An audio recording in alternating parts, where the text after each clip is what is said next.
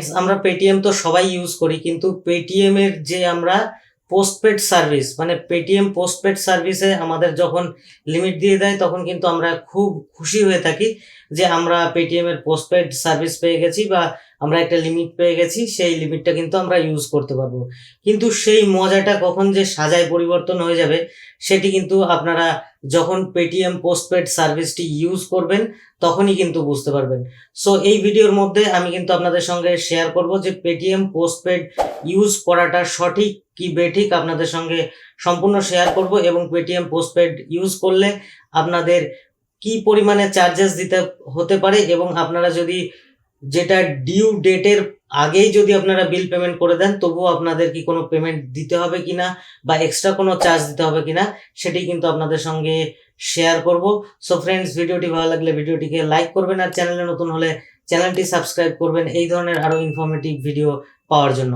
So friends, চলুন ভিডিওটি start করা যায়। সো সবার প্রথমে আমি আমার মোবাইলে পেটিএম ওপেন করে নিচ্ছি। তো এখান থেকে আমি পেটিএম পোস্টপেড এর উপরে যখন ক্লিক করব দেখতে পাচ্ছেন আমার কিন্তু এখানে লিমিট দিয়েছে 15,000 টাকা। ঠিক আছে, তো আমি এই লিমিট থেকে কিন্তু ইউজ করেছিলাম। আমি এখানে আপনাদের সামনে শেয়ার করে দিচ্ছি পাসবুকটি, তাহলে আপনারা বুঝতে পারবেন।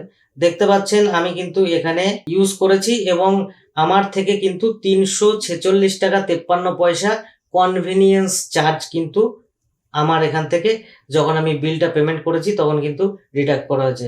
মানে আমি আমার ডিউ ডেটের আগেই কিন্তু আমি বিলটা পেমেন্ট করেছি, তবুও কিন্তু আমার 346 টাকা 53 পয়সা কনভিনিয়েন্স চার্জ কেটেছে। তো আমরা এখানে হেল্পের উপরে ক্লিক করলে পরে এখানে কিন্তু চার্জ অ্যান্ড ফিস উপরে ক্লিক করলে পরে আমাদের এখানে দেখাবে how convenience charge is different from interest.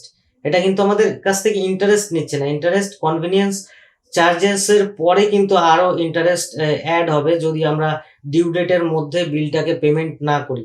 So এখানে বলছে convenience fee is small percentage applied on the monthly spend and is applied only once per month while interest is amount charge on top the total of the amount। মানে আমাদেরকে বলছে যে convenience চার্জটা খুবই সামান্য charge, যেটা কিন্তু আমাদের কাছ থেকে ডিডাক্ট করছে। তো আমাদের যে পরিমাণে স্পেন্ড করব তার উপরে কিন্তু পেটিএম ঠিক করে দেবে যে আমাদের কত পার্সেন্ট কনভিনিয়েন্স চার্জ আমাদেরকে পে করতে হবে।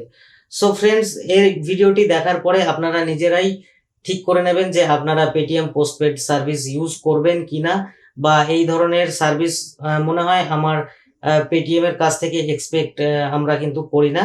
সো পেটিএম পোস্টপেড যে সার্ভিসটা দিয়েছিল সেটা করতে পারতো যে আমরা যে ডিউ ডেটের মধ্যে বিল পেমেন্ট করে দিলে আমরা যেমন ক্রেডিট কার্ডে পেমেন্ট করি আমাদের এক্সট্রা কোনো চার্জেস লাগে না, বাট আমাদের ডিউ ডেট ক্রস হয়ে গেলে আমাদের কিন্তু এক্সট্রা চার্জেস পে করতে হয়।